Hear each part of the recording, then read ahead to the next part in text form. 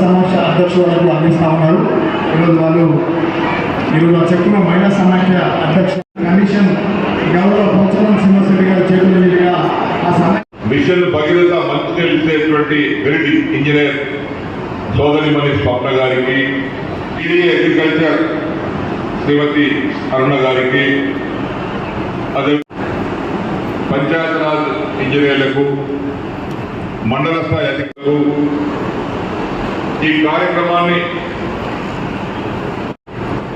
మా గ్రామాల అభివృద్ధి మా బాధ్యత, మేము కూడా పాల్గొంటాం.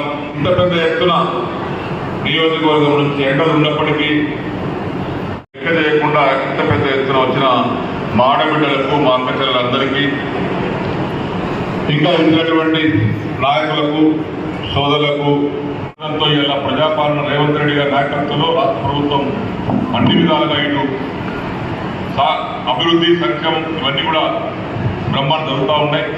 ప్రభుత్వ ప్రతినిధులు, ప్రజా ప్రతినిధులు కలిసి సౌహృదయంతో ఒకరికొకరు పరస్పరంగా సహకరించుకొని పనిచేస్తే అసలు సమస్యలే ఉన్నాయని నాకు అనుభవం అని చెప్పించి కూడా నేను మనం చేస్తూ ఉన్నాను.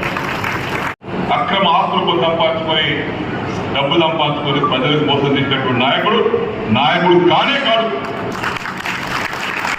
నీకు సేవ చేసి దోపం లేకపోతే రాకు, ప్రజలు మోసం చేయకు.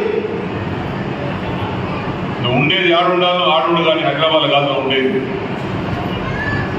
నువ్వు ఉండేది బాన్స్వాడ కాన్స్టిట్యూన్సీ హెడ్ క్వార్టర్లో, బాన్స్వాడ గ్రామాల్లో.